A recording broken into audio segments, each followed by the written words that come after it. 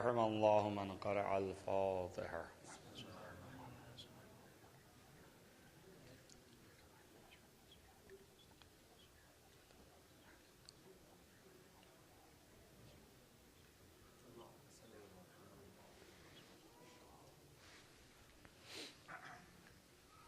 أعوذ بالله السميع العليم من الشيطان اللعين الرجيم.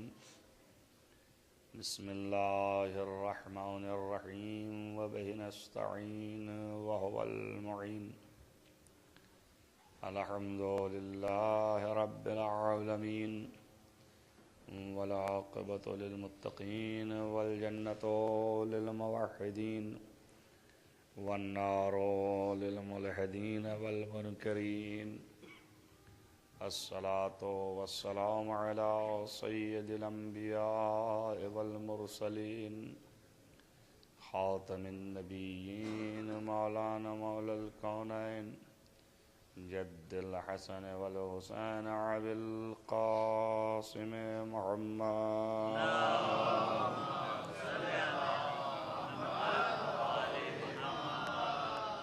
ولا سيما على ابن عمه ووزيره ووصيه وخليفته مطلوب كل طالب غالب كل غالب مولانا علي بن أبي طالب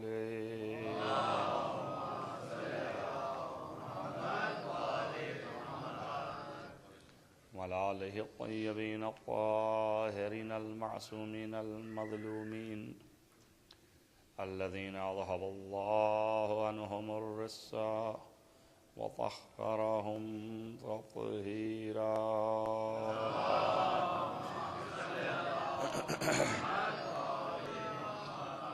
ولعنة الله على أعدائهم أجمعين من يومنا هذا إلى قيام يوم الدين. أما بعد فقد قال الله سبحانه وتعالى في كتابه الحكيم. بسم الله الرحمن الرحيم. ما خلقت الجن والإنس إلا ليعبدون. صلوات محمد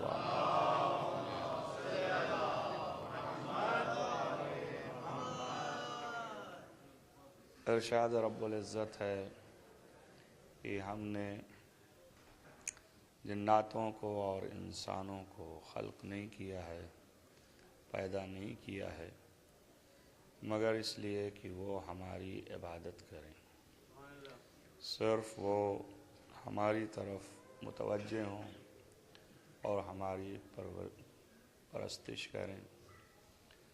اس عبادت اور عزاداری کے موضوع سے میں گفتگو کر رہا تھا آپ کے سامنے، اور انشاءاللہ یہ گفتگو جاری ہے. بس اللہ نے خلق کیا ہے ہمیں صرف اس لیے کہ ہم اللہ کی عبادت کریں.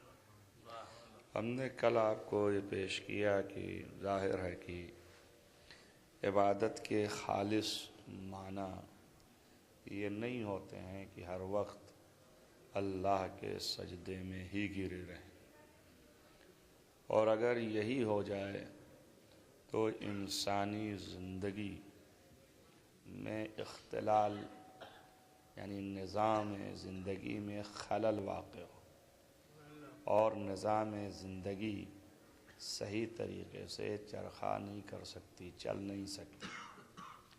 اس نے عبادت کے لیے پیدا کیا ہے مگر پھر ضروریات زندگی بھی ہمارے ساتھ اس نے لگا دی کہ وہ بھی ضروری ہے. اگر وہ نہ کریں تو زندگی یعنی حیات ہماری اسی سے وابستہ ہے تو وہ چل نہیں سکتی.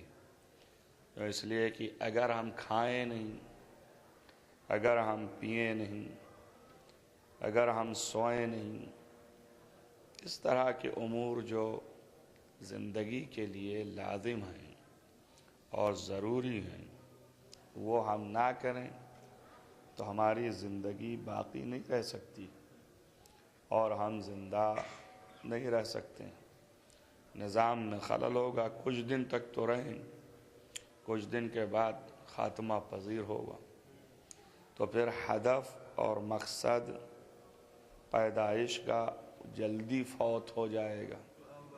اللہ کا ہدف یہ ہے کہ ہماری عبادت کرے، آیا اور اس نے صرف سجدے میں سر رکھ لیا تو اس کے بعد جتنی اور ضروریات ہیں ان سے صرف نظر کر لیا تو کتنے دن زندہ رہے گا، کیسے نظام چلے گا؟ ساری کائنات اگر ایسا ہی ہو جائے تو یا تو پھر اب اللہ انتظام ایسا کرے کہ وہ ساری کائنات کو اس طریقے سے عطا کرتا رہے اور ان کے پیٹوں میں، ان کے یہاں، یا ایسا خلق کرے ملائکہ کی طرح کہ کھانا نہ ہو، پینا نہ ہو، اور جہاں کھانا اور پینا یہ سب نہ ہو وہاں خواہشات نفسانی درکار نہیں، اور خواہشات نفسانی ختم ہو جائے تو پھر اختیار کی ضرورت نہیں ہے، اور جب اختیار ختم ہو جائے تو جزا اور سزا کی حاجت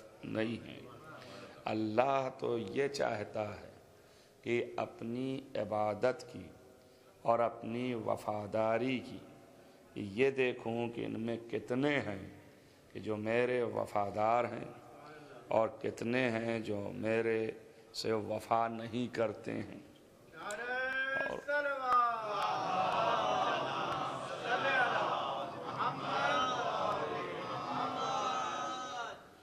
اسی لیے اس نے تمام دنیا کے ذرات اس کی عبادت میں محو ہیں۔ اس نے عبادت کے لیے جبکہ ان کو نہیں بیان کیا کہ ہم نے پیدا کیا ہے، جبکہ سبھی شے ما من شیء الا تسبیح، ہر شے جو ہے وہ اللہ کی تسبیح کر رہی ہے، یعنی عبادت کر رہی ہے۔ جب ہر شے عبادت کر رہی ہے تو ان کے لیے کہیں اس نے ارشاد نہیں فرمایا کہ ہم نے ہر چیز کو اپنی عبادت کے لیے پیدا کیا ہے، صرف ارشاد فرمایا انسانوں کو اور جناتوں کو۔ تو آخر کیوں؟ اور بھی تو عبادت کر رہے ہیں۔ تو اس کا جواب یہ ہے کہ اس لیے کہ وہ ساری عبادتیں جو انجام دے رہے ہیں وہ قہری اور جبری ہے۔ اللہ نے ان کو خلق کیا ویسے ہی، ان کے اور کام نہیں ہیں، تو جب اور کام نہیں ہیں صرف یہی ہے تو وہ اسی کی طرف متوجہ ہیں اور اسی کی عبادت کر رہے ہیں۔ انسان کو جو اللہ نے خلق کیا اس کو اور کام دے کر کے یہ دیکھنا چاہتا ہے کہ زندگی مشغول ہو جانے کے بعد ہماری محبت کتنی ہے تمہارے دل میں، یہ دیکھنا ہے کہ کس قدر تم کو ہم محبوب ہیں۔ اسی لیے کہا ہے کہ ہماری محبت جس کے دل میں ہوگی وہ پھر پیروی کرے گا اور پھر اللہ اس سے محبت کرے گا۔ اور یہ تو معاملہ ہی ہے کہ اگر آپ کسی سے محبت کریں اور وہ آپ سے محبت نہ کرے تو کتنے دن آپ محبت کریں گے؟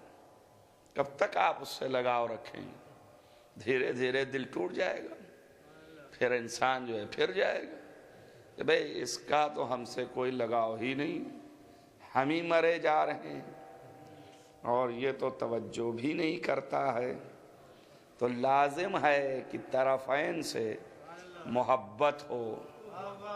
تو اللہ نے جو خلق کیا ہے اس کو بیچ میں جو عبادت کی لفظ رکھی اس نے، یہ ذریعہ اظہار محبت الہی ہے، کہ پتہ چلے کہ آپ کس طرح اللہ سے محبت کرتے ہیں اور کس قدر اللہ سے محبت کرتے ہیں۔ اور جب یہ ظاہر ہو کہ آپ محبت الہی دل میں رکھتے ہیں تو پھر وہ بھی یحببکم اللہ، وہ بھی اللہ جو ہے تم سے محبت کرے گا۔ اور اس کی محبت کا تقاضا یہ ہے کہ وہ اپنی محبت کا اظہار نزول رحمتوں سے کرتا ہے۔ ایسا نہیں ہے کہ بخیل ہو، وہ محبت ایسا نہیں دکھا رہا ہے کہ یہ کہے کہ ہاں تم کو ہے تو مجھے بھی ہے، جیسے تمہارے دل میں ہے ویسے ہی میرے پاس بھی ہے، بس ہے، لیکن اس ہے کا اثر کچھ نہ ہو، ایسا نہیں ہے۔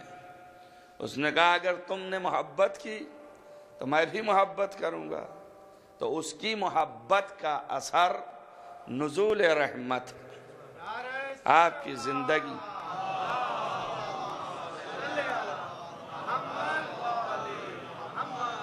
خالص، وہ بھی خالص محبت کے نام سے فائدہ نہیں اٹھانا چاہتا، وہ بھی کہتا ہے کہ اس کو تم آزماؤ، دیکھو کہ میں تم سے محبت اگر کرتا ہوں تو نزول رحمت ہو رہا ہے یا نہیں ہو رہا ہے۔ اب یہ اور بڑی بات ہے کہ وہ اپنے سے جن لوگوں سے اس کو دلچسپی نہیں بھی ہے، تو کچھ فریضے ہیں اس کے کہ اس نے بنا رکھا ہے فریضہ اپنا، تو دے رہا ہے، کھا رہے ہیں لوگ، حیات دیے ہوئے ہے، زندگی دیے ہوئے ہے، اور وہ زندگیاں چل رہی ہیں، لیکن یہ اس کا خود کا فعل جو ہے کوئی ایسا نہیں ہے لازم کیے ہو، لیکن لازم نہیں ہے اس کے اوپر، بس اس لیے کہ شاید اس مرحلے میں نہیں تو اس مرحلے میں، اس سال نہیں تو اس سال، اس وقت نہیں تو اگلے وقت آپ متوجہ ہو جائیں کہ آپ کو کس نے پیدا کیا ہے، کس نے بنایا ہے، کون دے رہا ہے اور کیا دے رہا ہے، تو شاید تمہارے دل کے اندر ایک گوشہ تشکر پیدا ہو، اور جب گوشہ تشکر پیدا ہوگا اور جھکو گے تو ہم اس کے بدلے میں تمہیں اس دنیا میں اور دیں گے۔ ایسا نہیں ہے کہ بس تھوڑے سے جو دے رہے تھے اس میں سے اور کاٹ لیں گے، بلکہ اور دیں گے۔ اظہار محبت ہمارا نزول رحمت سے ہے، اور جو آپ کی زندگی میں چیزیں مل رہی ہیں اس میں جو اضافہ ہو تو سمجھ لینا کہ دل کے اندر اب محبت مستقر ہو رہی ہے، تبھی تو وہ بدلہ دے رہا ہے۔ ایک صلوات پڑھیں محمد وآل محمد۔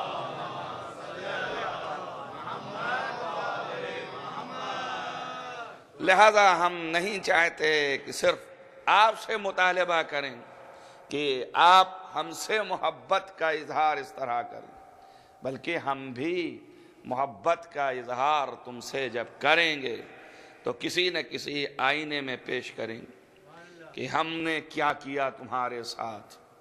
تو پہلا جو اس نے تحفہ بیان کیا ترحم کا، وہ پہلا تحفہ یہ تھا کہ جب تم ہم سے محبت کرنے لگو گے اور ہمارے سامنے جھکنے لگو گے تو ہم بھی تم سے محبت کریں گے، اور جب محبت کریں گے تو اس کا اثر یہ ہے یغفر لکم ذنوبکم، تو جتنی تمہاری کمیاں ہو رہی ہیں، ہماری راہ میں نافرمانیاں ہو رہی ہیں، ان سے ہم درگزر کریں گے، انہیں ہم معاف کریں گے، ان سے ہم چشم پوشی کریں گے، مگر شرط یہی ہے کہ اظہار محبت تو کرو۔ اگر اظہار محبت نہیں کرو گے تو ہم لاکھ جانتے ہوں، لیکن دنیا بھی تو دیکھے کہ آپ میرے دیوانے ہیں۔ ہم بھی یہ چاہتے ہیں کہ لوگ سمجھیں تو کہ آپ مجھے چاہنے والوں میں ہیں۔ آپ دیکھیں حضرت ابراہیم علیہ السلام، ایک صلوات پڑھیں محمد والا۔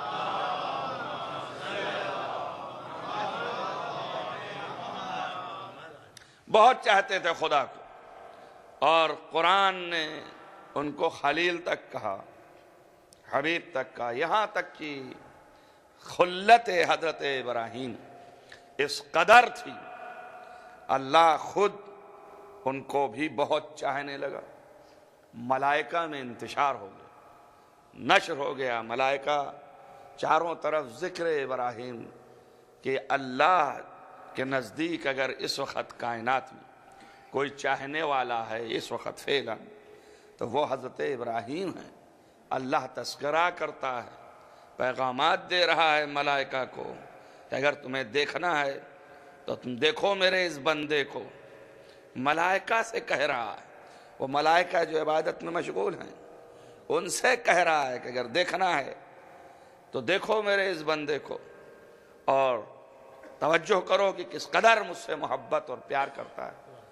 تو ملائکہ نے کہا یا اللہ کوئی ذریعہ ہے امتحان کا؟ اللہ نے کہا جا کے نیچے میرا نام پکارو خالی۔ حضرت ابراہیم اس وقت بڑے دولت والے تھے، 4000 غلات کے ان کے ڈھیر جو ہوتے تھے، یعنی ایک غلات میں، ایک غلہ میں کم سے کم 4,000 بکریاں اور بکرے ہوتے تھے، اور بھیڑ اور یہ سب، اور ایک ایک پر 4,000 ہوتے تھے۔ ہر ایک پر کتنے کتے معین ہوتے تھے جو حفاظت کرتے تھے۔ اس طرح کے 4,000 غلات تھے کہ جس کے اندر اس زمانے کی دولت یہی تھی کہ اس طرح سے حضرت ابراہیم نے اس کو چلایا ہوا تھا، اور ایک پہاڑی پر سے کھڑے ہو کے نظارت فرمایا کرتے تھے، دیکھا کرتے تھے، اور پھر وہ کتے جو ہیں حفاظت کرتے تھے، اور کچھ لوگ بھی ان کی خدمت کرتے تھے۔ ایک پہاڑی پر ابراہیم کھڑے، دوسری پہاڑی پر ملک آیا، اور اس نے وہاں سے اللہ کا نام پکارا۔ جیسے ہی پکارا حضرت ابراہیم علیہ السلام ادھر ادھر دیکھنے لگے، اور ان کو بڑی خوشی ہوئی کہ میرے علاوہ بھی کوئی ہے جو اللہ کا نام لے رہا ہے، اور وہ متوجہ ہوئے، اور انہوں نے دیکھا کہ دور سے کوئی پکار رہا ہے، تو نزدیک پہنچے اور انہوں نے کہا ایک مرتبہ اور پکار، اس لیے کہ تو نے جو نام لیا ہے وہ میرے محبوب کا نام ہے، میں اسی کا دیوانہ ہوں، ایک دفعہ اور پکار۔ تو اس نے کہا میں نہیں پکاروں گا، تم سے کیا رابطہ ہے اس کا؟ حضرت ابراہیم نے فرمایا میں عاشق ہوں، میرا وہ محبوب ہے، میں ہر وقت ہر لمحے بغیر اس کی یاد کے رہ نہیں سکتا ہوں، اگر غافل ہو جاؤں تو میری زندگی ختم ہو جائے، میں اپنی زندگی کی بقا اسی کی یاد کو سمجھتا ہوں، سوائے اس کے میں باقی نہیں رہ سکتا ہوں، ذرا نام لے لے، اب مجھے اضطراب ہے۔ تو نے نام لے کے میرے اندر عشق کی آگ کو بھڑکا دیا ہے، تھوڑا اور نام لے لے تاکہ میرے دل کے اندر تھوڑی ٹھنڈک تو پیدا ہو جائے۔ اس نے کہا اگر میں نام لوں تو دے گا کیا؟ کہا میں جو تو چاہ لے وہ میں دینے کے لیے تیار ہوں۔ دیکھا ایسے نہیں تو بول، کہا میں آدھے غلات جتنا ہے میرے پاس اس کا آدھا تجھے دیتا ہوں، نام لے لے۔ اس نے نام لیا اور آدھا ہو گیا۔ اس کے بعد پھر ٹھہرے، کہا پھر ایک دفعہ نام لے لے۔ اب میرے دل کے اندر ٹھنڈک تو ضرور آئی، لیکن جیسے ہی تو نے نام لیا ایک طرف سے عشق دیگر پھڑک پڑی۔ اب دیکھنا یہ ہے کہ میں کتنا زیادہ اس سے قریب ہو رہا ہوں، تو ذرا اور نام لے تو تقرب اور حاصل ہو۔ کہا اب کیا دے گا؟ کہا جتنے غلات ہیں تیرے ہیں، مجھے نہیں چاہیے، مجھے صرف میرے محبوب کا نام چاہیے، مجھے صرف میرے محبوب کا نام چاہیے کہ جس کا دل میں میرے خیال ہے، اور جتنا تو نام لیتا ہے اتنا ہی میرے دل میں محبت اس کی بھڑکتی ہے۔ اور پھر سے ملک نے نام لیا، جاگیر چلی گئی۔ تھوڑی دیر کے بعد پھر فرمایا کہ پھر سے نام لے لے۔ کہا اب کیا ہے؟ کہا جو کچھ کہہ دے میں کرنے کو تیار ہوں، تو مجھے اپنی غلامی میں لے لے، میں تیرا غلام ہوں، تو مجھے غلام بنا لے، میرے محبوب کا نام لیتا رہا تاکہ میرے دل کی ٹھنڈک باقی رہے۔ تو پھر ملک نے نام لیا، اب اس کے بعد بچتا کیا؟ کہا دیکھ میں جب تک زندہ ہوں اس وقت تک تیرا غلام ضرور ہوں، لیکن غلام ہوں، میں نے اپنی حیات تیرے ہاتھ نہیں بیچی، میں غلام ہوں، غلامی کے لیے تیار ہوں، نفس بیچ دیا میں نے، لیکن ابھی میری زندگی باقی ہے، ایسا کر پھر نام لے لے اور میری حیات بھی تیرے حوالے ہے۔ اگر تو چاہے گا تو میں زندہ رہوں، نہ چاہے تو میں مر جاؤں، یعنی اگر تو قتل کر دے گا مر جاؤں گا، تیرے اختیار میں ہے، لیکن میرے حبیب کا نام لے لے، میری حیات بھی لے لے۔ اللہ اکبر، یعنی زندگی بھی دینے کو تیار ہے، صرف محبوب کا نام سامنے آ جائے۔ آپ سوچیں، مال دے دیا، اقتدار دے دیا، حیات بیچ رہا ہے صرف اس لیے کہ محبوب کا نام سامنے آ جائے۔ ملک نے آخری نام لے لیا، اب تو کچھ نہ بچا، ادھر دیکھا ادھر دیکھا، کہا ایک دفعہ اور لے لے، کہا اب کیا دے گا، کہا باقی تو کچھ بھی نہیں بچا ہے، کہا ابراہیم اب بھی کچھ اگر ہو تو دے دو، کہا اب تو کچھ بھی نہیں ہے، لیکن تجھ سے میں صرف منت کر سکتا ہوں، میری منت کو سن لے۔ اور اس کے بعد پکارا اللہ کو، یا اللہ میں تجھ سے اتنی محبت کرتا ہوں، تھوڑی مدد کر دے کہ اس کے دل میں اتنی کیفیت پیدا ہو جائے کہ یہ تیرا نام پھر سے لے لے۔ تو ملک نے دیکھا کہ یہ دیوانہ ہے اس نام کا، اس نے کہا اے ابراہیم میں ملک ہوں، نہ مجھے تیرے غلات چاہیے، نہ مجھے تیری دولت چاہیے، نہ تیری حیات چاہیے، نہ تیرا اقتدار چاہیے، میں تو دیکھ رہا تھا کہ تو اپنے پروردگار سے کتنا عشق کرتا ہے، بس میں نے دیکھ لیا، جا یہ سب دیا اور ملک چلا کہنے کے لیے۔ آپ اندازہ کریں، اور اللہ کی بارگاہ میں پہنچا تو اللہ نے کہا امتحان لے لیا، کہا ہاں لے لیا، امتحان ہو گیا کہ واقعاً بہت چاہتا ہے۔ آپ توجہ کریں، جو اتنا چاہنے والا ہے اب اس سے خدا بھی امتحان لے رہا ہے، اور خدا بھی یہ کہہ رہا ہے، دنیا کو پیغام دلوا رہا ہے کہ دنیا والے سوچیں کہ اگر خدا سے عشق پیدا ہو جائے اور وہ عشق اس کے اندر جلوہ گر ہو جائے تو نہ وہ دولت کو دولت سمجھتا ہے، نہ ہی وہ زندگی کو زندگی سمجھتا ہے، نہ اقتدار کو اقتدار سمجھتا ہے۔ آپ سوچیں، جن کو ابراہیم کو اتنا عشق پیدا ہوا تو اپنی دولتوں کو دولت نہیں سمجھا، اقتدار کو اقتدار نہیں سمجھا، حیات کو حیات نہیں سمجھا، جن کے اندر پھر بھی ابھی یقین و اطمینان میں کمی ہے۔ آپ اندازہ کریں، جن کے اطمینان میں ابھی بھی کمی ہے، کہا نا انہوں نے کہ بتا مردوں کو زندہ کیسے کرتا ہے، کہا تمہیں ایمان نہیں ہے، کہا نہیں ایمان تو ہے، لیطمئن قلبی، اس لیے کہ دیکھ کے اطمینان قلب پیدا کروں۔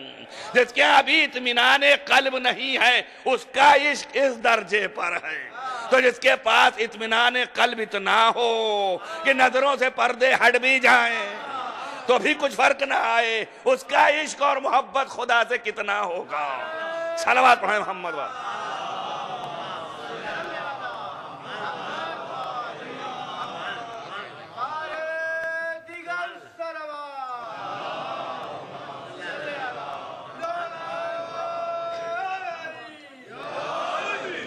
اب یہ عشق اور یہ محبت تھی ابراہیم کی، جس کے بدلے اللہ نے امتحانات لیے، اور ان امتحانات عشق میں کامیابی کے بعد امامت کا درجہ عطا فرمایا، یہ بدل میں دیا کہ اب تو اس قابل ہے کہ اس درجے تک پہنچ، کیوں؟ اس لیے کہ تو نے اپنے عشق و محبت کا امتحان دیا۔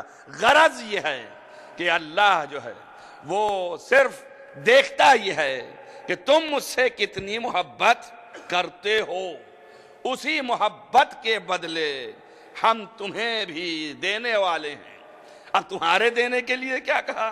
بھئی تمہاری جو اوقات ہے، ہماری جو اوقات ہے، اس اوقات کے حساب سے اللہ نے کہا کم ترین فائدہ یہ ہے کہ جب تم ہم سے محبت کرو گے تو ہم تم سے محبت کریں گے، اور جب ہم تم سے محبت کریں گے تو تمہاری محبت یوں ہوگی کہ یغفر لکم ذنوبکم، تمہارے گناہ ہم معاف کر دیں گے۔ گناہ معاف کر دیں گے کیا معنی ہے؟ یعنی سزا نہیں ہوگی تم پر۔ اب گناہ معافی کے یہی معنی ہوئے کہ سزا ہی نہیں ہوگی، چلیں اچھا ہمارے ساتھ سزا نہیں ہوگی، جب سزا نہیں ہوگی تو دو ہی صورتیں ہیں، یا سزا ہو یا جزا ملے، ہے نا، دو صورتیں ہیں۔ جزا کے لیے بھی کچھ چاہیے کہ جس پر جزا ملے، اور سزا کے لیے بھی کچھ ہو کہ جس پر سزا ملے۔ جو سزا والی بات تھی وہ ایک محبت نے اس منزل تک پہنچایا کہ جتنے گناہ تھے وہ سزا والے تھے، تو سزائیں معاف ہو گئیں۔ تو جب سزائیں معاف ہو گئیں تو اب جاؤں کہاں، کدھر کو جاؤں؟ توجہ کریں آپ۔ تو اب جزا کی بھی ضرورت ہے کہ نہیں ہے؟ توجہ کریں آپ میری بات پر۔ تو اللہ جو ہے اپنے ایسے بندے کو کہ جس پر وہ محبت کے آئینے میں آ جائے تو خود وہ محبت کرے، اور جب وہ محبت کرے تو اس محبت کا تقاضا گناہ کی معافی ہے۔ تو گناہ تو معاف ہو گئے مگر سزا نہیں ملی، مگر جزا بھی تو چاہیے، بغیر جزا کے جا نہیں سکتے جنت۔ تو اب ہمیں جنت جانا ہے، ایسے ہی کھڑے رہیں گے وہاں پہ؟ حشر میں کھڑے ہیں، سارے گناہ معاف ہو گئے، اب حشر میں کھڑے ہیں، جا نہیں رہے، کیوں؟ اس لیے کہ جزا بھی تو چاہیے، جزا کے لیے عمل چاہیے، بغیر عمل کے جزا کیسے دے؟ عمل سارے گڑبڑ سے، یہاں سے وہاں تک اس پر جو ہے سزا ملنی تھی وہ سزا معاف ہو گئی، اب عمل دوسرا کر نہیں سکتے۔ توجہ کریں آپ۔ تو اب کون چیز ہم کو جزا تک لے جائے گی؟ توجہ کریں آپ۔ یہاں پر لازم ہوا کہ حب خدا کے ساتھ کوئی ایک محبت اور ہو کہ جو اب جزا دلوائے، بھئی اسی محبت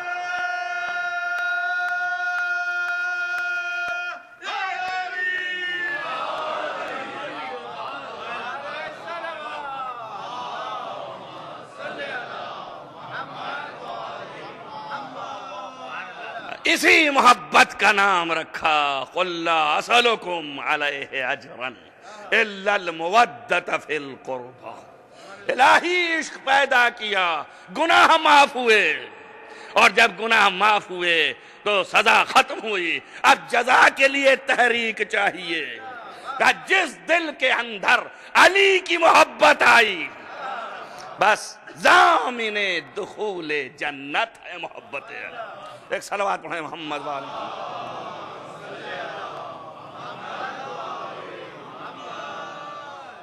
یہ کیوں ایسا ہے کہ اسی کی محبت رکھی؟ اب یہ تو نبی سے کہلوایا اللہ نے، قرآن میں بیان کیا قُلْ لَا أَسْأَلُكُمْ عَلَيْهِ أَجْرًا إِلَّا الْمُوَدَّةَ فِي الْقُرْبَى۔ آپ غور کر رہے ہیں، اجر رسالت ہے، یعنی رسالت کی اجرت اللہ نے محبت اہل بیت قرابت داروں کی محبت مانگی ہے۔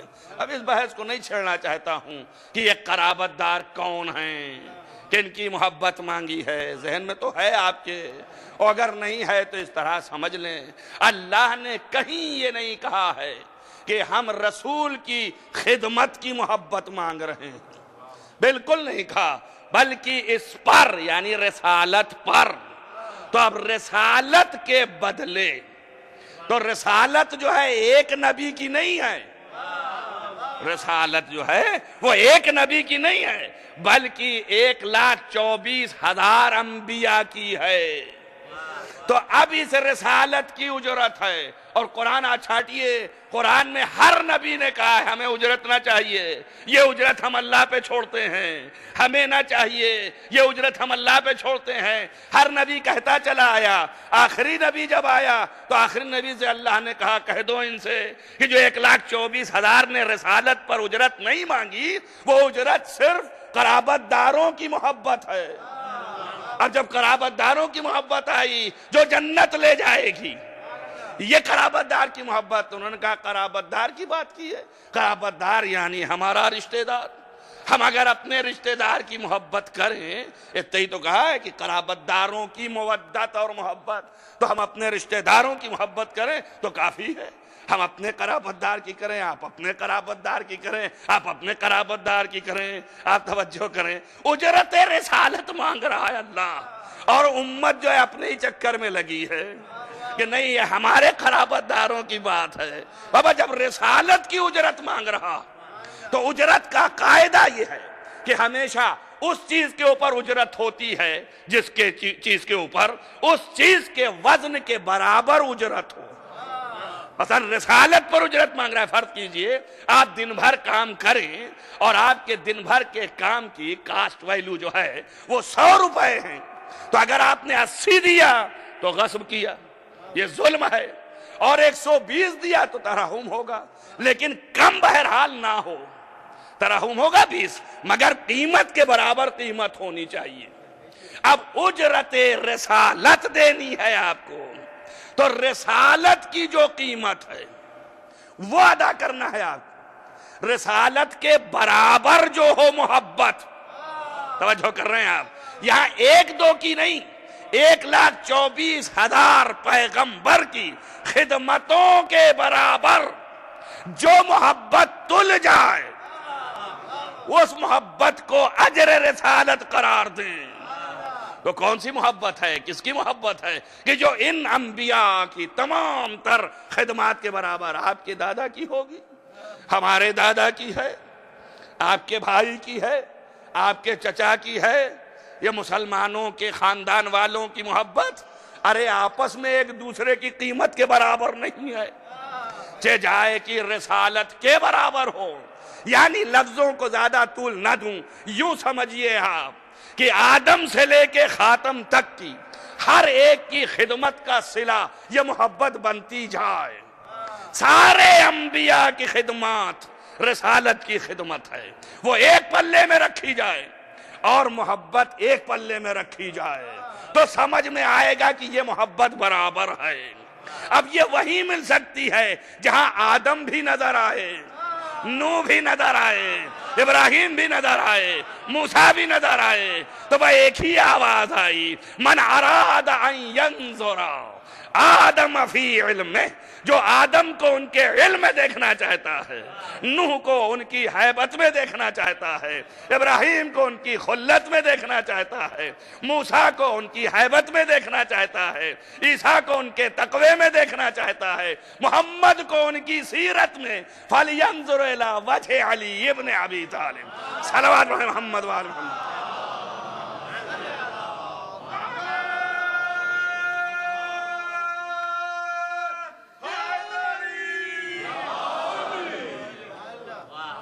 یہ محبت جو تمام انبیاء کے مقام کے برابر ہے، جہاں سارے انبیاء سمٹے ہوئے ہیں، یہ محبت ضامن نجات ہے اور یہی محبت جنت تک لے جائے گی.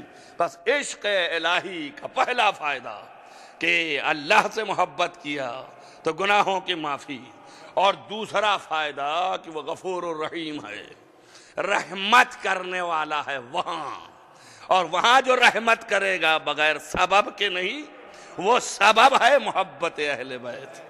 جس کے دل میں یہ محبت ہے تب اس کا ترحم جھومے گا اور پھر وہ رحمت کرے گا. اس لیے عبادت جو قرار دی گئی کہ تمام خلقت پر انسانی کہ تمہارے لیے یہ عبادت ہم نے قرار دیا ہے، تو تم عبادت یعنی ہماری محبت کو اپنے دل میں جلوہ گر کرو اگر چاہتے ہو. وَإِلَّا ہر انسان خاطی ہے، ہر وقت سجدے میں نہیں رہ سکتا ہے، اور کبھی نہ کبھی خواہشات نفسانی اس کو ادھر لے جائے گی، کبھی ادھر لے جائے گی، کبھی گناہ کی طرف جائے گا، کبھی غیر گناہ کی طرف جائے گا، اور جب گناہ کی طرف جائے گا تو اس کے معافی کا راستہ بھی ہونا چاہیے.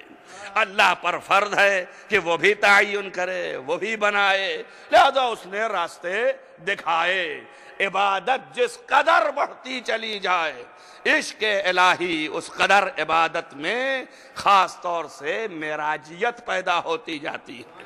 یعنی جیسے جیسے محبت میں اضافہ ہوتا چلا جائے ویسے ویسے بندہ جو ہے اللہ سے قریب تر ہوتا جاتا ہے، اور جیسے جیسے خدا کی محبت اس کے دل میں جلوہ گر ہو اور یہ محبت قیام حق تک پہنچا دے تو پھر اللہ کے نزدیک وہ بندہ ایسا ہو جاتا ہے کہ بندے کو خدا پکارنے لگتا ہے. اب آپ دیکھیے خلت کے درجے تک پہنچے نا ابراہیم، سب کچھ ظاہر کیا ابراہیم نے، لیکن کسی تاریخ میں، کسی واقعے میں، کسی جگہ پر دیکھیں اتنا بڑا واقعہ بیان آیا ابراہیم کا، عشق ابراہیم خدا سے اتنا ظاہر ہوا، لیکن کہیں یہ نہیں آیا کہ جیسے ابراہیم نے پکارا ویسے ہی خدا نے بھی پکارا ہو ابراہیم کو۔ کہیں آیا ایسا کہ اے ابراہیم اب تجھ سے بھی میں اس قدر محبت کرتا ہوں، آ میری طرف۔ دیکھیں جب کسی کو کسی سے محبت ہوتی ہے تو بڑی الفت کی وجہ سے دیکھنے کا دل چاہتا ہے، اس لیے کہ اب ہم نے اس سے محبت کیا ہے، لہٰذا اس کو ہم دیکھیں کہ یہ کون ہے۔ کتنا لوگ بے چین ہوتے ہیں، اور جو عاشق مجازی ہوتے ہیں ان سے پوچھئے کہ وہ کیسے اپنے معشوقوں کے دروازوں پر ٹہلتے رہتے ہیں، چکر لگاتے رہتے ہیں۔ یہ نفسانی محبت کا تقاضا ہے۔ تو جو عاشق حقیقی ہو اور معشوق حقیقی سے رابطہ پیدا کرے تو وہ تو 24 گھنٹہ اسی در پر رہے گا۔ تو اب تقاضا یہ ہے کہ اس محبت کو دیکھ کر کے معشوق کو بھی ہل جانا چاہیے کہ جیسے یہ مجھ سے شوق رکھتا ہے ملنے کا، ویسے ہی اب مجھے بھی شوق چاہیے ملنے کا۔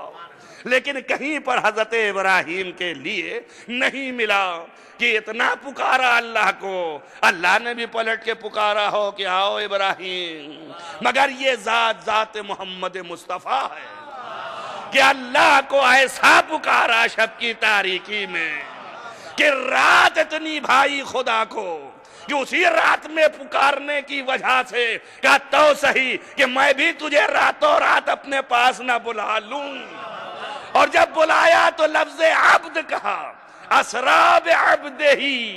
بس معلوم یہ ہوا کہ محمد کی عبادت ایسی تھی کہ اس عبادت میں جو عشق الہی تھا اتنا تڑپا دیا کہ خدا بھی مجبور ہو گیا کہ آجا میرے پاس۔ صلوات پڑھیں محمد وآل محمد۔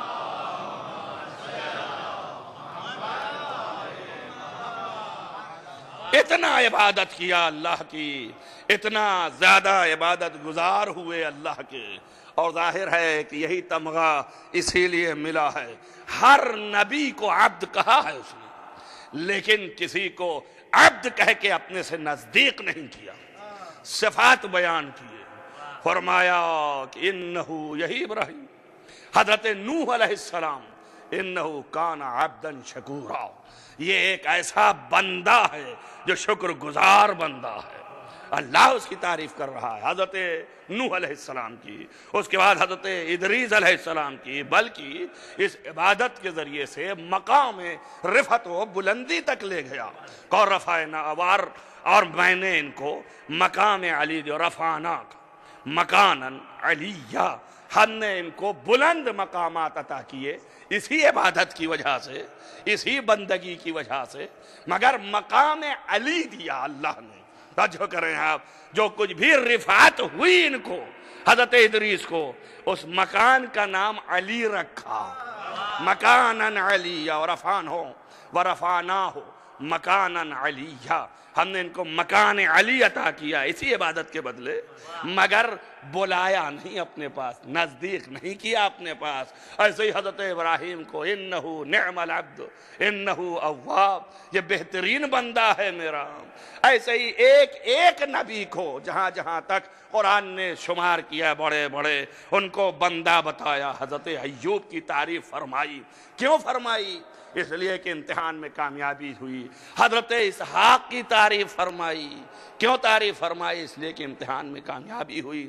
حضرت یعقوب کو اس قدر اللہ نے تعریف فرمائی، حالانکہ تاریخ میں کہیں نہیں لکھا، اگرچہ نبی تھے اور نبی اللہ کی عبادت دن و رات کرے گا، مگر ان کی عبادت کا تذکرہ نہیں آیا۔ فقط ایک چیز کا تذکرہ آیا کہ ایک نبی کا بیٹا جو خود ہی کا بیٹا تھا، یعنی نبی زادے پر اس طرح گریہ کیا کہ ان کی آنکھ سفید ہو گئی، تو بھی ان کے اس گریہ کو بھی اللہ نے عبادت قرار دیا۔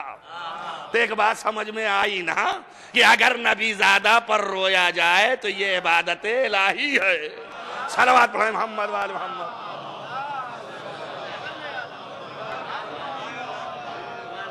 عبادت قرار دیا اللہ نے، اور ایک ایک نبی کو ذکر کیا، مگر صرف پیغمبر ختمی مرتبہ تھا حضرت عیسیٰ نے، ان کو اللہ نے نہیں کہا، اللہ نے ان کو نہیں کہا، خود کہنا پڑا ان کو کہ میں اللہ کا بندہ ہوں، انی عبداللہ آتانی الکتاب وجعلنی نبیہ. اور فرض کیجئے معنی کیا ہوا کہ میں اللہ کا بندہ ہوں, مجھے اللہ نے کتاب دی اور مجھے نبی بنایا گیا. اگر فرض کریں آپ کوئی کھڑا ہو جائے عیسائی اور آپ سے کہے کہ میرا نبی تمہارے نبی سے افضل ہے, کیوں؟ اس لیے کہ میرا نبی جو ہے پیدا ہوتے ہی ساتھ کہہ رہا ہے, تمہارا ہی قرآن کہہ رہا ہے کہ انی عبداللہ آتانی الکتاب وجعلنی نبیہ. ہمارا نبی پیدا ہوا, گہوارے میں کہہ رہا ہے ہم نبی ہیں, اور تمہارا نبی 40 سال کے بعد نبی ہو رہا ہے. تو کیا جواب لائیں گے آپ اس عیسائی کا؟ کہ بھیا تمہارے ہی یہاں ہے تو تمہاری اکارڈنگ ہمارا نبی تمہارے نبی سے افضل ہے, اس لیے کہ پیدائشی نبی ہے, پیدا ہوا جھولے میں کہہ رہا ہے مجھے نبی بنایا گیا, اور تم قائل ہو کہ تمہارا نبی 40 سال کے بعد, وہ بھی اللہ نے دیکھا کہ بڑی گندگیاں ہیں, اس کی صفائی کی, اس کے بعد نبوت دیا. آپ سوچیں یہ نبوت کے اعلان کا جو شاخسانہ بنایا ہے, اگر سوال کرے تو کیا جواب دیں گے؟ اب ان کے پاس تو جواب نہیں ہے, اس لیے کہ مان رکھا ہے کہ یہ 40 ہی سال میں ہوئے نبی, جو جواب نہیں دے سکتے ہیں. مگر صرف مسلمانوں کا ایک فرقہ ایسا ہے کہ وہ جواب دے سکتا ہے کہ بابا عیسیٰ جب پیدا ہوگا تب نبی ہوگا, جب پیدا ہوگا تب نبی ہوگا, اور پیدا ہوگا آدم کے بعد. آدم ہے, نوح ہے, ابراہیم ہے, موسیٰ ہے, تب عیسیٰ ہے. اور وہاں وہ فرما رہے کنت نبیًا, میں اس وقت بھی نبی تھا جب آدم مٹی اور پانی کے درمیان تھے. ابھی خلقت آدم ہی نہیں ہوا تو اولاد آدم نبی کب ہوگا؟ ہم اس سے پہلے بھی نبی تھے. تو جو عظمت محمد و آل محمد کے قائل ہوں گے وہی ان کے اوپر آئے اعتراض کو دفاع کر سکتے ہیں. اور جو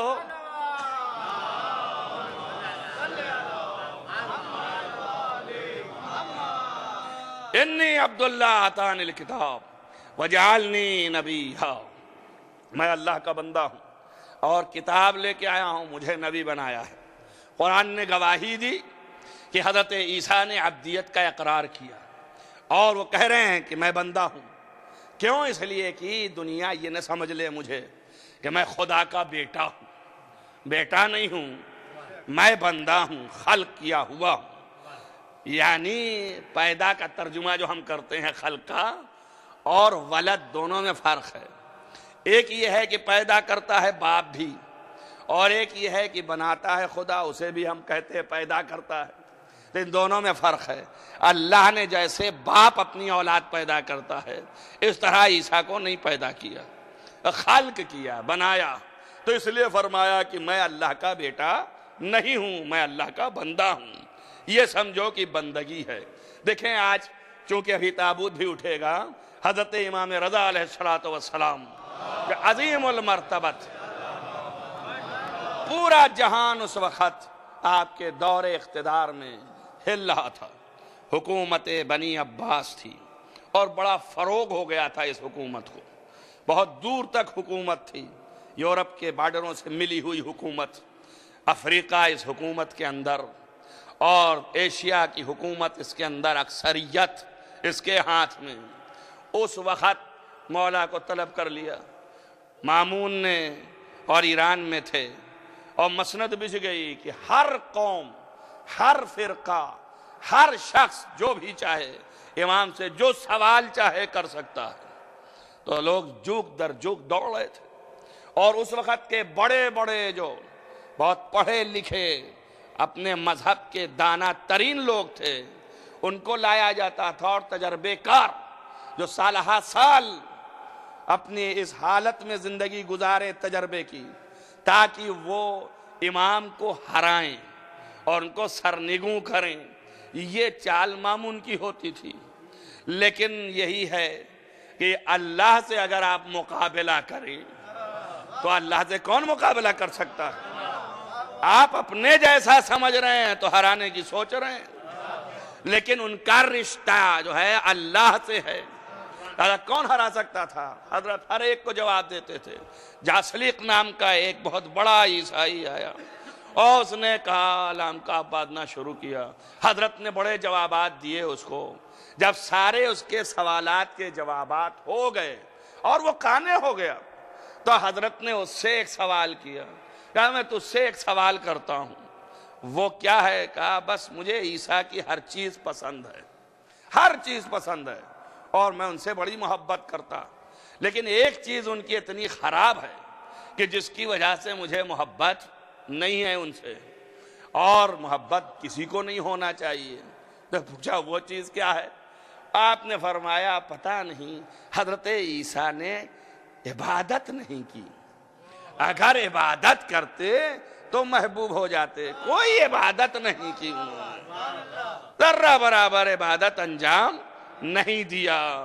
وہ محو حیرت ہوا، کہا آپ سے بعید ہے کہ آپ ایسی بات کریں۔ عیسیٰ کا ترے امتیاز ہی یہی تھا کہ زندگی وقف کر دی صرف اللہ کی عبادت کے لیے۔ بس آپ نے مسکرا کے پوچھا وہ کس کی عبادت کر رہے تھے؟ اگر خدا کے بیٹے تھے تو پھر وہ کس کی عبادت کر رہے تھے جب خود ہی خدا ہے؟ تو گھبرا گیا۔ اس نے کہا یقین مان لیا کہ آپ نبی اور وسیع میں سے ہیں، اور ہم آپ کو وسیع نبی مان کے شہادت دیتے ہیں۔ ایک صلوات پڑھیں محمد وآل محمد۔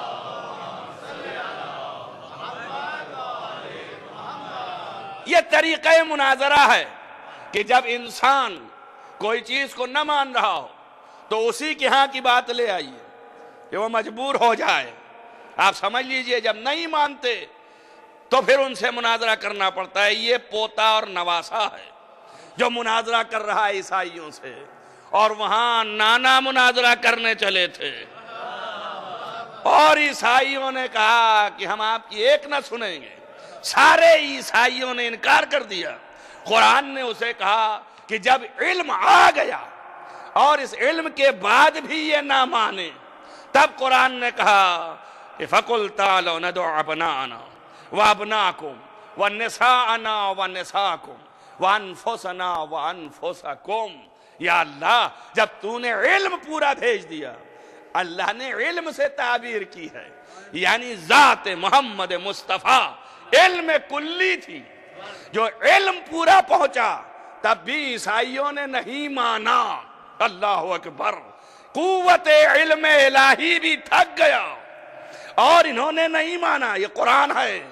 تب کہا کہ خوب کہہ دو ان سے کہ تم اپنے بیٹوں کو لاؤ، میں اپنے بیٹوں کو لاتا ہوں، تم اپنی عورتوں کو لاؤ، میں اپنی عورتوں کو لاتا ہوں، تم اپنے نفسوں کو لاؤ، میں اپنے نفسوں کو۔ یا اللہ تو بھی چلا، تیرا علم، تیرے نظام علم کا کلی اور یہ مشخص شدہ انسان کہ جسے تو نے شکل و صورت انسان میں علم مجسم کو بھیجا اور یہ مغلوب نہ ہوئے، تو ان بیٹوں اور ان عورتوں سے یہ قوم کی عورتیں کیا مغلوب کر لیں گی؟ یہ قوم کے اولادیں کیا اس کو مغلوب کر لیں گی؟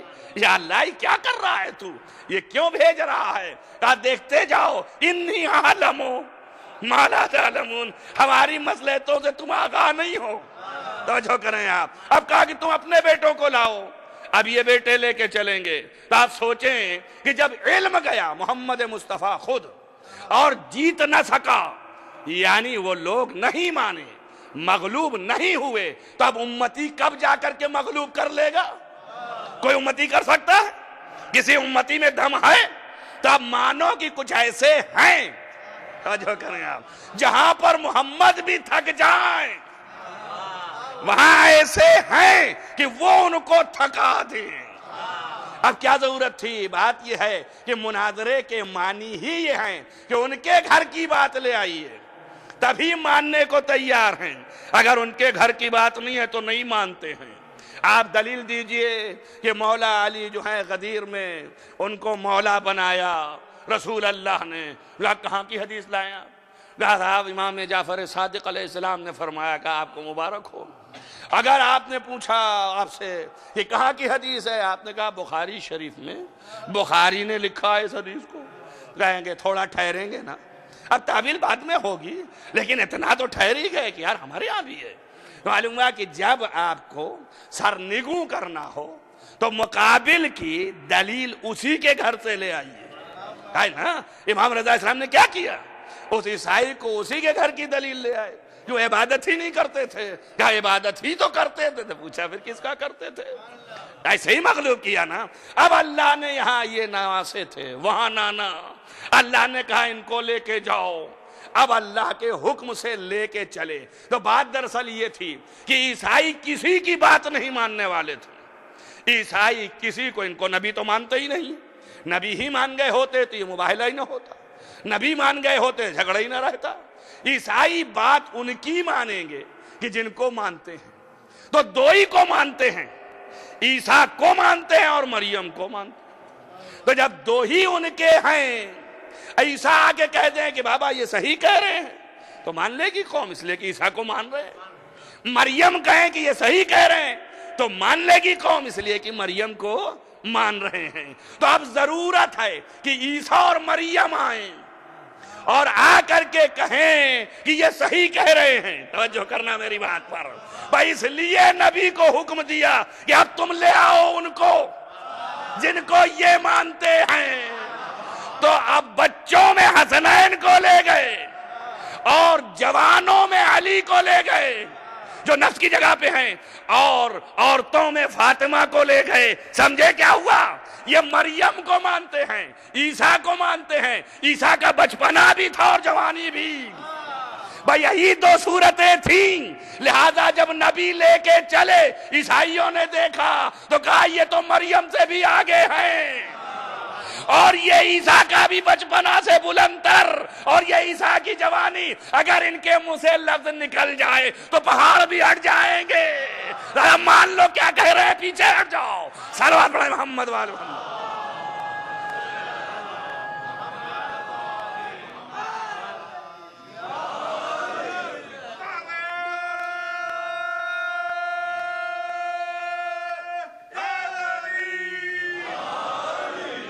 نفس مدعا کو مان جاتا ہے انسان، اور پھر ماننا نہ ماننا یہ الگ بحث ہے، تسلیم کرنا نہ، لیکن اس کو تو مان لیا کہ یہ دلیل ہے، مان لیا کہ بخاری میں ہے دلیل، مان لیا کہ ہاں دلیل ہے، لیکن یہ کہ ہم مانتے ہیں کہ یہ مولا ہے وہ الگ بحث ہے۔ ایمان لانا نہ لانا الگ بحث ہے۔ مان تو لیا نا کافروں نے کہ ہاں آپ میں اتنی طاقت تو ہے کہ آپ ٹکڑے کر دیں، لیکن یہ کہ آپ نبی بھی ہیں یہ الگ بحث ہے، مانے گا کہ نہیں مانے گا۔ لہذا عیسائی نے اتنا تو اعتراف کر ہی لیا کہ مریم بھی دکھ رہی ہیں، عیسیٰ بھی دکھ رہے ہیں، اور اپنی شکست مان لی۔ انہوں نے کہا ٹھیک ہے آپ جائیے۔ پس نتیجہ کیا نکلا کہ یہاں پر یہ کیفیت ہے کہ عبادت اللہ نے اس قدر موضوع رکھی ہے کہ اس عبادت کے ذریعے سے عیسیٰ بھی بولا انی عبداللہ۔ اگر فخر نہ ہوتا عبدیت پر تو کبھی عبداللہ نہ کہتا۔ ہر نبی کو عبد کہا گیا، مگر کبھی کسی نبی کو اللہ نے عبدیت کی بیس پر اپنے سے نزدیک نہیں کیا۔ صرف پیغمبر ختمی مرتبت کو اسرا بعبدہ لیلا من المسجد الحرام، ہم مسجد حرام سے مسجد اقصی تک اس رات میں راتوں رات اپنے بندے خاص کو اللہ لے کے گیا۔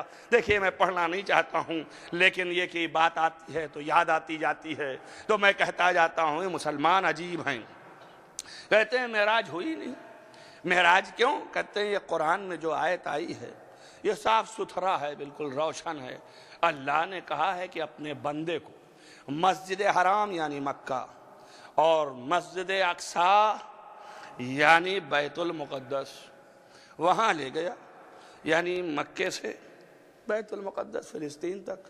یہ کون سی معراج ہے؟ معراج کی لفظ جو ہے اس کے معنی ہے بلندی میں لے جانا، تو وہ تو ہوا ہی نہیں، لہذا قرآن تو یہ نہیں کہہ رہا ہے۔ درحالے کی تاریخی طور پر یہ بات ثابت ہے، تمام اہل سنت اس ثبوت سے واقف ہیں، اور وہ خود بھی ثابت کیے ہیں کہ بیت المقدس کا نام مسجد اقصی بنی امیہ کے پیریڈ میں ہوا ہے، اس سے پہلے بیت المقدس تھا، یہ مسجد اقصی کہتے ہی نہیں تھے اس کو۔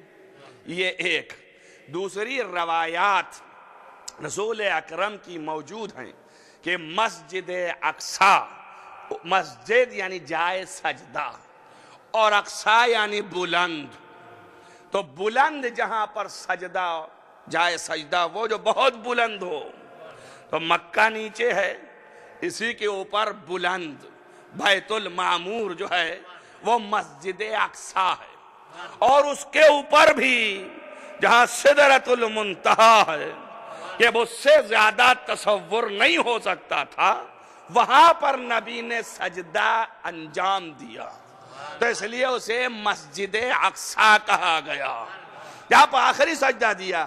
اصل میں سجدہ کرنے سے چڑھا ہے، تو آپ کریں کیا، وہاں سے ہٹا کے یہاں لا رہے ہیں؟ تو اس لیے کہ جب پوچھا جائے گا کہ نبی نے وہاں سجدہ کیوں کیا تھا، تو بات کھلے گی کہ کس لیے کیا تھا، اور جن سے چڑھے ان کا نام آ جائے گا۔ جو کریں آپ دیکھیں تمام روایتیں بتاتی ہیں کہ جب اللہ نے گفتگو فرمائی اور حجاب اپنے درمیان سے اٹھایا، تو جس ذات کے چہرے پر نظر پڑی نبی کی، وہ ذات علی ابن ابی طالب تھی۔ جیسے ہی دیکھا، اللہ نے کہا کچھ اور دیکھنا چاہتے ہو؟ فرمایا یا اللہ تیری قدرت میں جتنے امکانات ہیں دکھا دے۔ پھر کشف حجاب کیا، کہا نیچے دیکھو، تو ایک ہی وقت میں اوپر ابھی جو چہرہ دیکھا تھا وہی نیچے بھی دیکھا۔ جب نیچے دیکھا تو سجدے میں گر پڑے، کہا تیری ہی ساری تعریف ہے کہ تو جسے چاہے یہ قدرت عطا کر سکتا ہے۔ صلوات پڑھیں محمد وآل محمد۔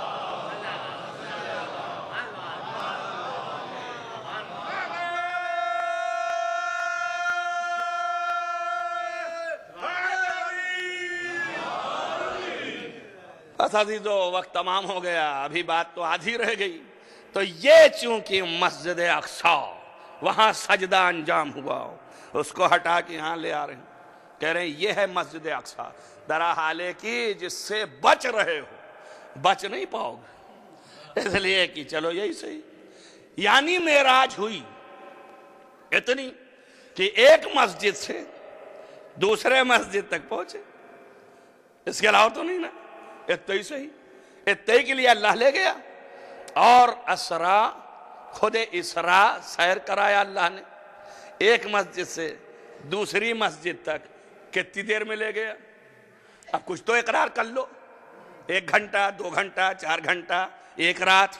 البتہ تم لوگوں نے لکھا کہ بس اتنی دیر میں کہ پانی کی تری باقی رہی، بستر کی گرمی باقی رہی، اور نبی گئے اور آ گئے، تو 1 لمحہ تو ہو ہی گیا، اور زیادہ کر لینا جب نہیں سمجھ میں آئے تو جتنی دیر نبی کی پوری زندگی میں 1 لمحہ 1 گھنٹہ جو کچھ گزرا تمہاری نظر میں، وہ ایک مسجد سے دوسری مسجد تک کا سفر، یہ تمہاری زبان میں معراج قرار پایا۔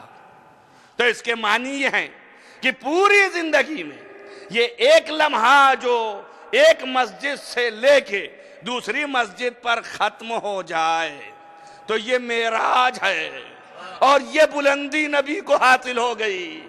تو کیا کہنا اس کی ذات کا جس کی پوری زندگی ایک مسجد سے شروع ہو دوسری مسجد پر ختم ہو، وہ 1 لمحہ ہو تو معراج ہے، یا پوری زندگی معراج ہی معراج ہے۔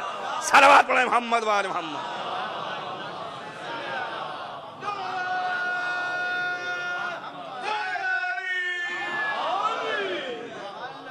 آپ ملاحظہ کریں امام رضا علیہ السلام کا ارشاد ہے، آپ نے فرمایا کہ حدیث اور بھی دیگر ائمہ سے ہے، 1-2 اماموں سے نہیں، کہ جو بھی معراج کا انکار کرے، 7 چیزیں ایسی ہیں کہ جن کا انکار کرنے والا شیعوں میں شمار نہیں کیا جاتا، ان میں سے ایک معراج ہے، ایک جو ہے وہ اللہ کے ان جانشینوں کی رجعت ہے، یعنی آخری امام کے بعد دیگر ائمہ و معصومین کا پلٹ کے آنا۔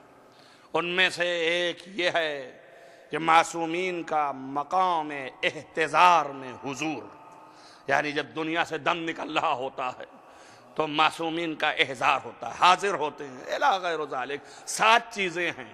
یہ شیعت کی بنیاد میں سے ہے۔ یہ معراج یقین کے درجے تک پہنچاتا ہے، معرفت محمد اور معرفت الوہیت کا ذریعہ ہے۔ اس کے ذریعے سے خدا کی قدرت کی پہچان ہوتی ہے، اس کے ذریعے سے اقتدار محمد مصطفیٰ سمجھ میں آتا ہے، کیسے لمحوں پہ گئے اور کیسے آئے، دلائل لا ما تحصیٰ۔ بہت سے لوگ کہتے ہیں کیسے ممکن ہے کہ ایک لمحے میں گئے اور چلے آئے، یہ تری باقی رہ گئی، وہ باقی رہ گئی۔ قرآن خود اس کی مثال دیتا ہے۔ آپ قرآن کی طرف جائیں، میں نے کیا کہا کہ وقت کے اندر گنجائش نہیں ہے، مگر آپ قرآن میں جائیں، میں تھوڑی دیر بس قرآن میں پہنچیں، آپ قرآن بتائے گا۔ حضرت عزیر اور عزیز، یہ 2 پیغمبر ایسے ہیں، جب گزر رہے تھے اور دیکھا کہ پورا گاؤں کا گاؤں خالص ہو گیا، تو انہوں نے کہا یا اللہ، یہ مردے ایک بارگی مار دیا، کیسے یہ اٹھائے جائیں گے قیامت میں، اور کیسے ہوگا؟ اللہ نے ان کو بھی مار دیا۔ اور وہ قرآن کہتا ہے 100 سال یا 150 یعنی 150 سال یہاں تک مرے رہے، اور جب اٹھایا اللہ نے تو پوچھا کہ کتنی دیر، تو ان کہا 1 دن یا آدھا دن۔ اور اس کے بعد اللہ نے کہا، قرآن نقل کر رہا ہے، انظر الی طعامک وشرابک۔ 100-150 سال تم سوئے، 1 دن اور آدھا دن نہیں سوئے جسے سوچ رہے ہو، مگر اپنے کھانے کی طرف بھی دیکھو، اپنے پینے کی طرف بھی دیکھو۔ جس طرح تازہ لے کے چلے تھے ویسے ہی کا ویسے ہی تازہ رہ گیا۔ یہ قدرت الہی ہے۔ 150 سال کے بعد اسے ختم ہو جانا چاہیے تھا، پر جتنا تازہ تھا اتنا ہی تازہ رہ گیا۔ اللہ اکبر۔ یہ کھانا دانا ہے جس کو اللہ ویسے ہی کا ویسے ہی رکھ رہا ہے۔ جب اپنے نمائندے کو رکھنا ہوگا تو اگر اس کو 40 سال کا ہی رکھا تو کون سی حیرت کی بات ہے؟ جب آپ ظہور کریں گے تو کیسے 40 سال کے رہیں گے؟ ارے کیسے نہ رہیں گے؟ یہ دیکھیے دہی تھا، یہ دیکھیے انجیر تھا، یہ دیکھیے روٹی تھی، تو ویسے ہی تر و تازہ ہے۔ بات کیا ہے؟ کہتے بات اصلی یہ ہے کہ اگر کسی چیز کی روح وہیں سے نکال لی جائے جس حالت میں ہو، اور وہ روح نکال لیں، جتنے دن تک روح غائب رہے گی وہ اسی طرح رہے گا۔ اس کے بعد جیسے ہی روح ڈالیں گے تو جس حالت میں تھی اسی حالت میں پلٹ جائے گی۔ یہ قاعدہ ہے۔ چونکہ محمد جو ہیں وہ قلب عالم تھے، جب ایک لمحے کے لیے نکلے عالم سے تو وہیں ٹھہر گیا، جیسے ہی داخل ہوئے پھر ہلنے لگی کنڈی۔ صلوات پڑھیں محمد والے محمد۔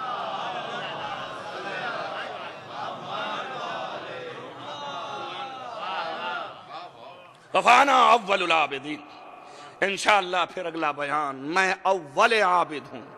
اللہ کی سب سے پہلے عبادت میں نے کی، مجھ سے پہلے کسی نے نہیں کیا۔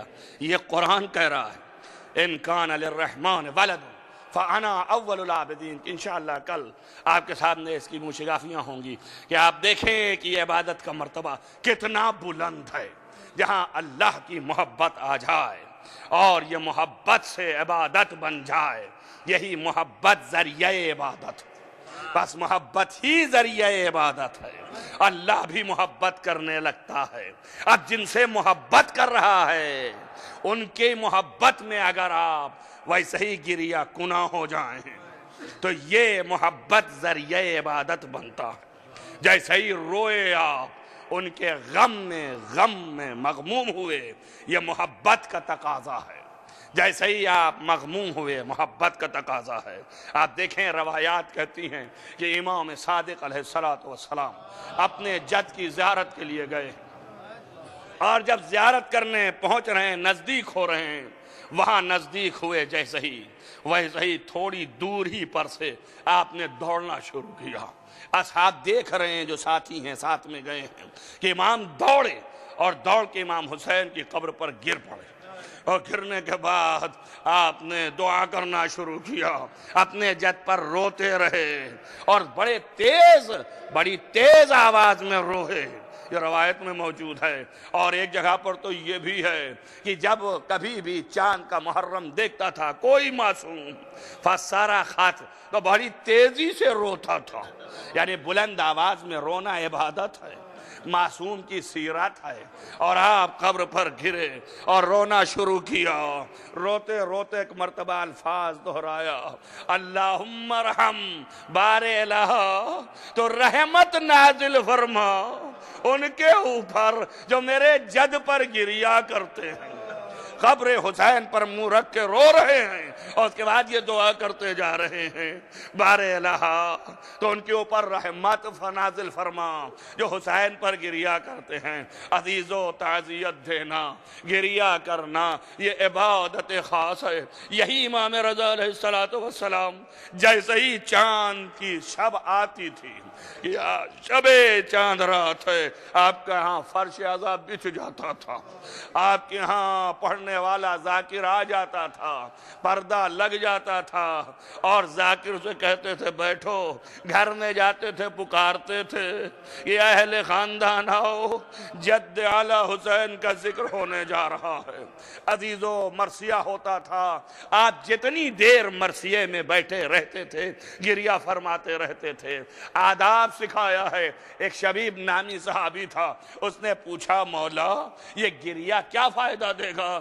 آپ نے فرمایا جس کے لیے گریہ کر رہے ہو اگر صدق دل سے اور محبت کے ساتھ گریہ کر رہے ہو تو تم اس کے ساتھ محشور ہوگے۔ کہا مولا ہم محشور ہوں گے حشر میں؟ کہا بے شک، اس لیے کہ اگر کوئی شخص پتھر سے محبت کرے تو وہ بھی پتھر کے ساتھ محشور ہوگا۔ تو یہ تو ایسے ہیں کہ جن کی وجہ سے کائنات خلق ہوئی ہے، ان سے محبت کر کے گریہ کرو تو محشور ہوگو۔ عزیزان گرامی، روایت میں عجیب و غریب ہے کہ پڑھنے والا پڑھ رہا ہے اور مرثیہ پڑھتے پڑھتے کہا یا فاطمہ زہرا آئیے، آ کے آپ دیکھیے، آپ مشاہدہ کیجئے آسمان کربلا پر کس طریقے سے یہ آپ کی اولادوں کے ستارے چھٹکے ہوئے ہیں۔ بس یہ مرثیہ پڑھ رہا ہے اور پڑھتے پڑھتے یہاں تک پہنچا کہ ان میں کا کوئی مدینے میں ہے، ان میں کا کوئی نجف میں ہے، ان میں کا کوئی کربلا میں ہے، ان میں کا کوئی کاظمین میں ہے، ان میں کا کوئی سامرا میں۔ تب تک سامرا کا وجود نہیں تھا، لیکن جیسے ہی اس نے پڑھا کہ ان میں کا کوئی کاظمین میں ہے تو ایک آواز آئی آہستہ سے، اور ان میں کا کوئی ایک غریب جو بہت دور مکان توس میں ہے۔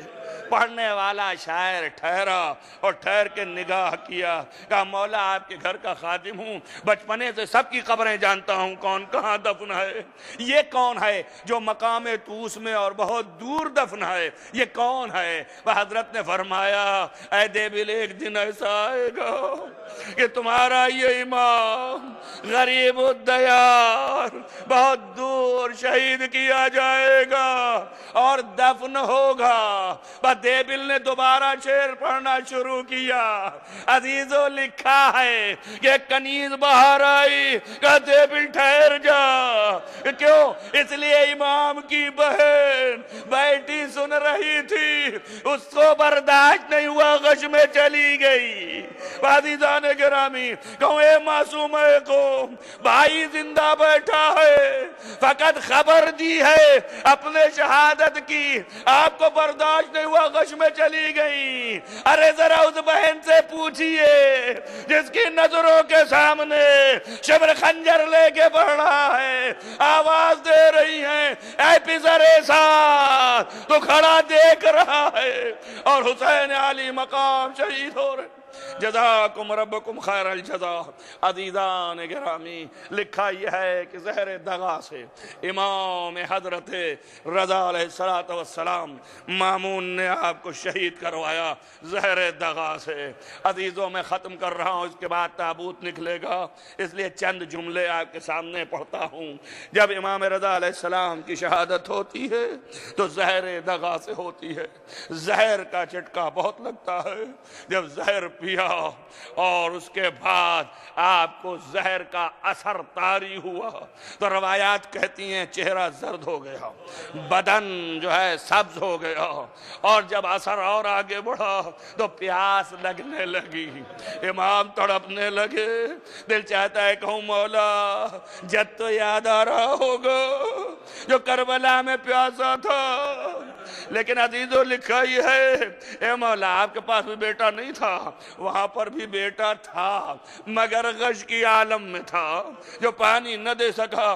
لکھا یہ ہے کہ جب آخری دم آپ کا نکلنے لگا تو با اعجاز حضرت امام جواد علیہ السلام اب اصل پھر بھی بیان کرتا ہے کہ ایک مرتبہ در قید خانے کا کھلا اور ایک جوان بچہ سامنے آیا جس کا سن بالکل نوجوان 9 برس کا تھا، نزدیک آیا اور اپنے باپ سے لپٹ گیا، باپ بیٹے میں گفتگو ہوئی اور اس کے بعد جنازہ آمادہ ہو گیا، یعنی امام کی روح پرواز کر گئی۔ میں اتنا کہوں گا مولا آپ کا دم نکلا تو بیٹا نزدیک تھا، لیکن ایک غریب ہے وَنَظَرَ يَمِينًا وَشُمَالًا، کبھی دائیں دیکھتے ہیں کبھی بائیں دیکھتے ہیں، آواز دیتے ہیں عباس دوڑو تمہارے بھائی کو قتل کر رہا ہے شبر۔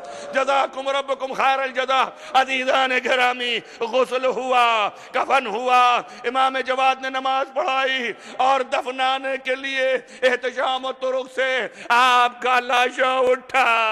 میں اتنا پوچھوں گا مولا آپ کو کفن بھی ہو رہا تھا، آپ کو غسل بھی تھا اور نماز بھی ہو گئی، لاشا بھی اٹھ گیا، لیکن ایک غریب ہے، نہ غسل ہے نہ کفن ہے، ارے لاشا کیسے اٹھتا؟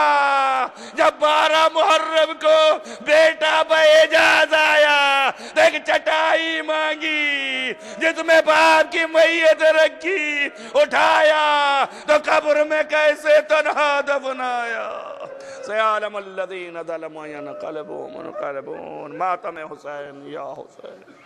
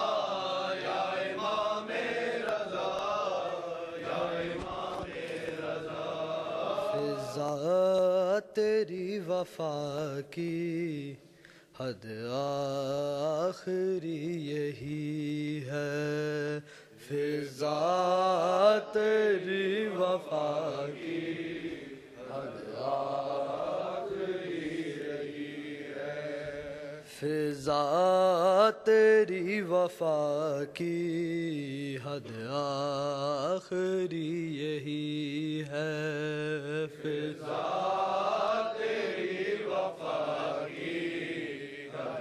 کی حد آخری یہی ہے، فضا تیری وفا کی حد آخری یہی ہے، فضا تیری وفا کی حد آخری یہی ہے، فضا تیری وفا کی حد آخری یہی ہے، فضا تیری وفا کی حد آخری یہی ہے، زینب کے ساتھ تو بھی بازار میں کھڑی ہے، فضا تیری وفا کی حد آخری یہی ہے، فضا تیری وفا کی حد آخری یہی ہے، تو نے تو سیدوں کا آباد گھر بھی دیکھا اور کس طرح ہوا وہ برباد گھر بھی دیکھا، کس نے کسے ستایا تو خوب جانتی ہے، فضا تیری وفا کی حد آخری یہی ہے، فضا تیری وفا کی حد آخری یہی ہے، جب حسن کا جنازہ واپس ہے گھر میں آیا، فروا کے ساتھ رو کر قاسم گلے لگایا، لاش حسن سے تو بھی رہی تیر کھینچتی ہے، فضا تیری وفا کی حد آخری یہی ہے، فضا تیری وفا کی حد آخری یہی ہے، یسریٰ کی طرف دیکھے رو رو کے زہرا جائی، تیری بیٹیوں پہ نانا کیسی قیامت آئی، فضا کے بھی ہے وارث یہاں میرا نہ کوئی ہے، فضا تیری وفا کی حد آخری یہی ہے، فضا تیری وفا کی حد آخری یہی ہے، حسین حسین حسین حسین حسین حسین حسین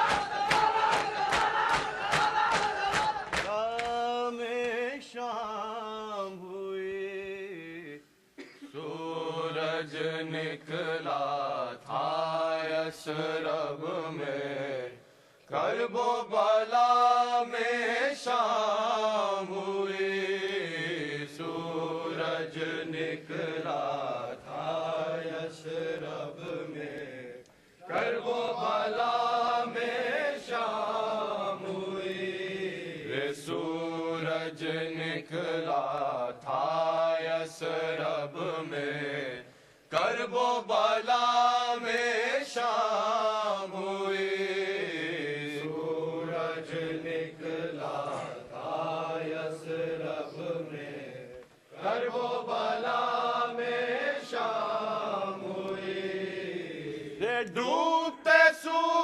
حج کی یہ ضیاء ہے جو دنیا میں عام ہوئی، کرب و بلا میں شام ہوئی، کرب و بلا میں شام ہوئی، کرب و بلا میں شام ہوئی۔ حق کیا ہے باطل کیا ہے یہ کرب و بلا بتلائے گی، حق کیا ہے باطل کیا ہے یہ کرب و بلا بتلائے گی، حق کیا ہے باطل کیا ہے یہ کرب و بلا بتلائے گی، حق کیا ہے باطل کیا ہے یہ کرب و بلا بتلائے گی۔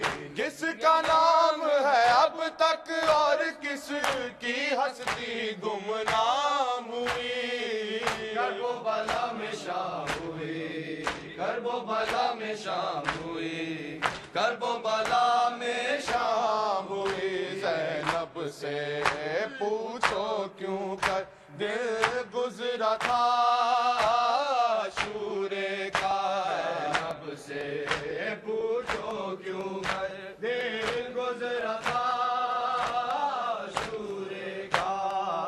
صبح ہوئی تو کیا منظر تھا کس عالم میں شام ہوئی، کرب و بلا میں شام ہوئی، کرب و بلا میں شام ہوئی، کرب و بلا میں شام ہوئی۔ اکبر کا صحرا دیکھے اصغر کی جوانی بھی دیکھے، اکبر کا صحرا دیکھے اصغر کی جوانی بھی دیکھے، ہر ارمان ہر ایک تمنا بانوں کی ناکام ہوئی، کرب و بلا میں شام ہوئی، کرب و بلا میں شام ہوئی، کرب و بلا میں شام ہوئی۔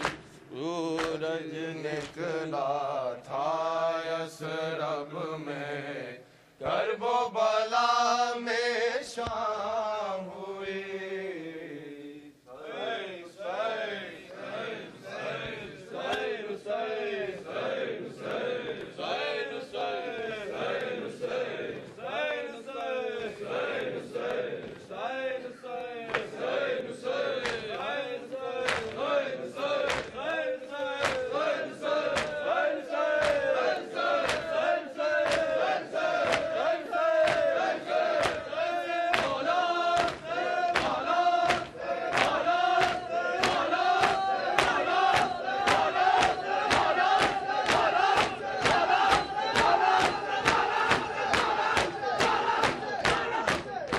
ہے زبانوں پہ علمدار علمدار، عباس علمدار عباس علمدار، اب تک ہے زبانوں پہ علمدار علمدار، عباس علمدار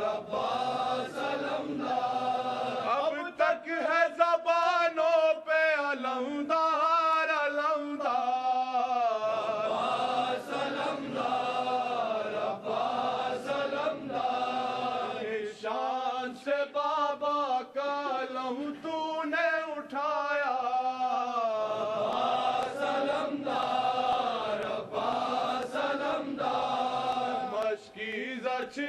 لوٹ کے تو گھر نہیں آیا، عباس علمدار عباس علمدار۔ اے شیر جوان پہ سر حیدر کرا، عباس علمدار عباس علمدار۔ اے شیر جوان پہ سر حیدر کرا،